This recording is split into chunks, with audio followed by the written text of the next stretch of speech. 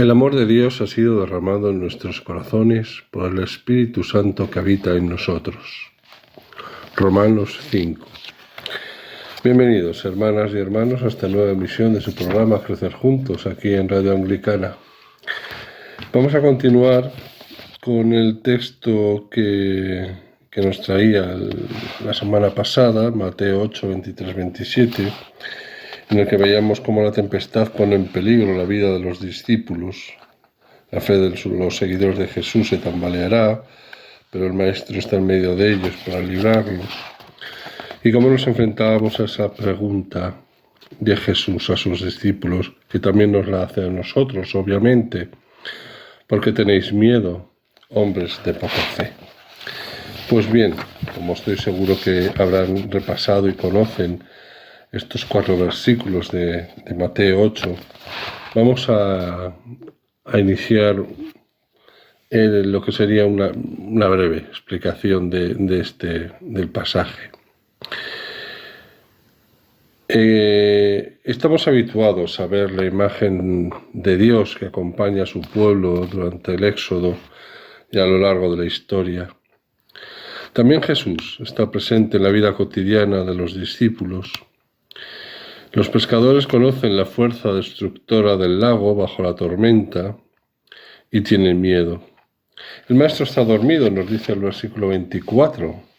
Su descanso apacible es señal de su seguridad y su dominio, el que más tarde prometerá su presencia hasta el final de los tiempos, parece estar ausente. La tempestad es para Mateo un símbolo de las dificultades con las que se encuentra el discípulo y la misma Iglesia. Esta es la razón por la que Mateo ha situado este relato inmediatamente después de 2 breves escenas en las que Jesús revela a sus discípulos con toda claridad y en la que nos revela también cuáles son las exigencias de ese seguimiento, en Mateo 8, 18, 22. Seguir a Jesús supone afrontar una existencia insegura y llena de adversidades, y los discípulos pierden confianza. Cuando el miedo se hace irresistible, los discípulos, asustados, despiertan a Jesús, en el versículo 25. Se dirigen a él con un grito: «Señor, sálvanos, que perecemos». La invocación Señor señala la fe de los que hablan. El grito de «sálvanos» es una petición de ayuda de esa Iglesia que se ve enfrentada con la prueba. Con esta expresión, que todo creyente puede repetir en cualquier momento de su vida, se inicia un diálogo de Jesús con sus seguidores. El miedo de los discípulos es más fuerte que su confianza. Jesús reprocha a sus seguidores la falta de fe, como también lo había hecho en Mateo 6:30, en 8:26, en 14:31, en 16:8. En fin, a pesar de ello, el Maestro les muestra su poder sobre los elementos de la naturaleza. Solo después de esta llamada a la fe, Jesús realiza el milagro. Los discípulos que habían comenzado a seguir a Jesús, los que se embarcaron con él y que dudaron durante el camino, tras el gesto del Maestro se llenan de admiración y reconocen la autoridad de Jesús sobre la creación. La admiración de los hombres después de este signo del poderío de Jesús nos recuerda aquella manifestación de cómo se manifestaron los que seguían a Jesús después del Sermón de la Montaña, nos dice Mateo 7:28, y después del último milagro que recoge Mateo en esta sección, en el capítulo 9, versículo 33. Al colocar este relato en un contexto de discipulado y seguimiento, Mateo viene a decir que los seguidores de Jesús se encontrarán con dificultades en el camino. Los que acepten vivir en pobreza, Mateo 8, 19, 20, los que rompan con las leyes de este mundo, Mateo 8, 21, 22, para seguir a Jesús, pues serán sacudidos por las olas, pero el Señor estará en medio de ellos para calmar la tormenta. La comunidad a la que Mateo se dirige en su Evangelio se parece a este grupo de discípulos agarrotados por el miedo en medio del lago turbulento. Esta barca que quiere simbolizar a esta pequeña iglesia perseguida por los fariseos está habitada por Jesús, que aunque aparentemente duerme, vela constantemente por la vida de las comunidades. A través de esta narración, Mateo enseña a los discípulos de todos los tiempos que seguir a Jesús no es una empresa fácil. Habrá, hermanas y hermanos, habrá tormentas en la iglesia y no se sentirá la fuerza del Señor porque aparenta estar dormido, pero sin embargo, Él está esperando nuestro grito, nuestra fe sabrá despertarle. Vamos a profundizar en los evangelios, en los milagros, en el Evangelio de Mateo, ¿cómo los plantea? Bueno, pues por los rasgos que intenta mostrar Mateo de Cristo en estos milagros, tenemos que tener en cuenta que no todos los evangelistas cuentan los milagros de la misma manera. Obviamente Marcos fue el primero, en algún tipo de referencia es hacia los sinópticos, y luego Juan con su reflexión teológica para esas comunidades ya cristianas. Cada uno de ellos elabora sus narraciones de una forma personal, los relata en función de los rasgos de Cristo que quieren resaltar. Marcos ve a Jesús de una manera muy humana. Cuando sana de una enfermedad, Jesús a veces parece un curandero, aparta a la gente, mete los dedos en los oídos, toca la lengua con la saliva, como en Marcos 7, 31-37. Mateo, en cambio, narra los milagros de una manera más simplificada, más sobria, suprimiendo los detalles secundarios. Parece que tiene más respeto a Jesús, le presenta como el Señor soberano. El milagro, por ejemplo, que hemos analizado en estos programas, tiene un paralelo en Marcos, en capítulo 4, 36-41. Para este evangelista, los discípulos suben a Jesús a la barca, en cambio Mateo es más solemne. Jesús parece más distante, es Él quien toma la iniciativa de embarcar y los discípulos le siguen. Para Marcos, la barca de Jesús no será una entre tantas, el 4:36, será la única, Mateo 8:23. Marcos presenta un Jesús demasiado humano, Mateo en cambio da una imagen más grandiosa y soberana de Él.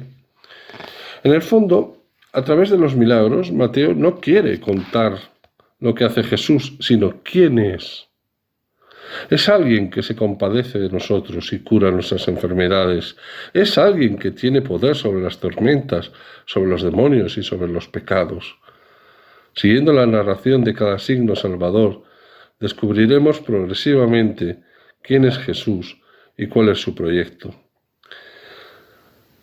Y su proyecto, hermanas y hermanos, no es otra cosa que establecer entre los hombres y mujeres el reino de los cielos.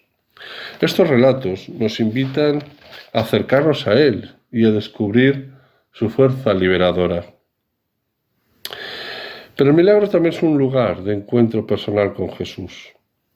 Los relatos de los milagros no son únicamente reportajes neutros, sino que tratan de interpelarnos, a ti y a mí. Mateo, al narrarnos los milagros, quiere subrayar el encuentro personal de Jesús con aquel o aquella que se le acerca, que se postra delante de él. No necesita bajar a detalles en el relato, sin embargo, resalta el diálogo de Jesús con los diversos personajes. Por ejemplo, Mateo 9, 27, 28. Si comparamos el milagro de la curación de la suegra de Pedro, en Mateo 8, 14, 15, con la tradición de Marcos 1, 29, 31, vemos que Mateo se centra en lo esencial. No le interesa de dónde viene, ni a dónde va, ni con quién va. No hace falta que le digan que está enferma. Él mismo se acerca a aquella mujer que necesitaba ser curada. Mateo suprime personajes secundarios y solo se centra en el encuentro personal con esa mujer.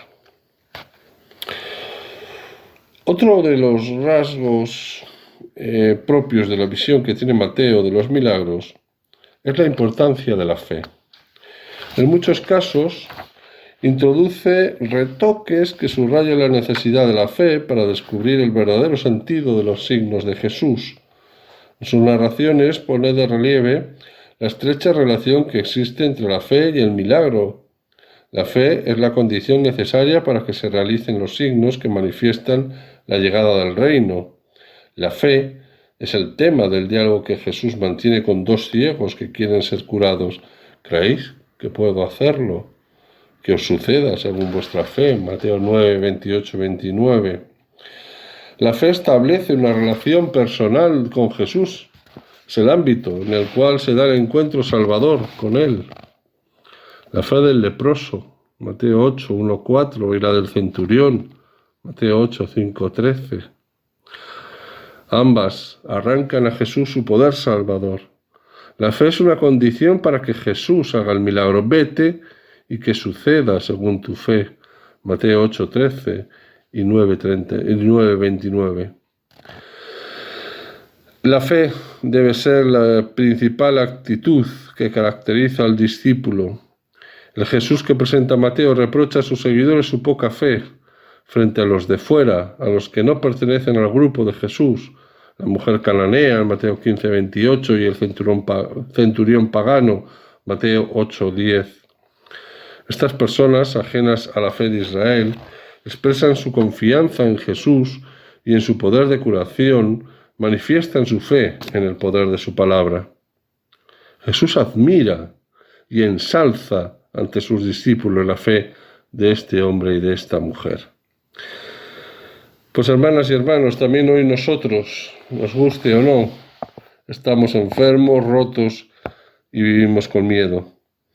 Pero tenemos la certeza de que Dios sigue presente entre nosotros, de que sigue haciendo milagros, de que sigue poniéndonos signos liberadores en nuestras vidas. Pero para que esto suceda es necesaria la fe. Esa fe que implica estar abiertos a las señales de su amor, dispuestos a acoger su don. Solo así percibiremos su presencia salvadora. Pues hermanas y hermanos, aquí vamos a terminar. Les voy a poner de tarea para la semana que viene, si Dios quiere, pues de Mateo 9, 36 hasta el capítulo 11, versículo 1. Y bueno, el contexto va a ser un poco como el de como ovejas en medio de lobos. Y les planteo ya dos preguntas para que las vayan preparando con el texto de Mateo 9, 36 al 11, 1. Estas dos preguntas. ¿Qué tarea encarga Jesús a sus discípulos? Y segunda, ¿qué destino les aguarda? No olviden el contexto, como ovejas en medio de lobos. Pero bueno, ahí está.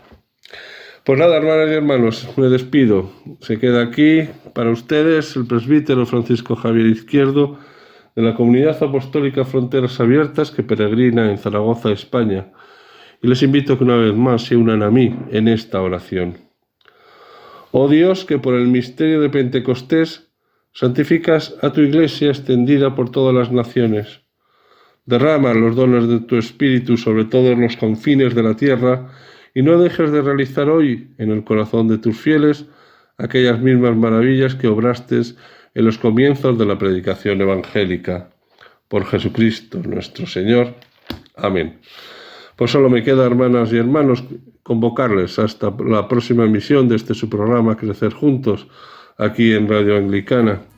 Y no olviden, hermanas y hermanos, que todo es gracia. Solo tú, Señor, solo tú, Altísimo Jesucristo, con el Espíritu Santo en la gloria de Dios Padre. Amén. Gloria a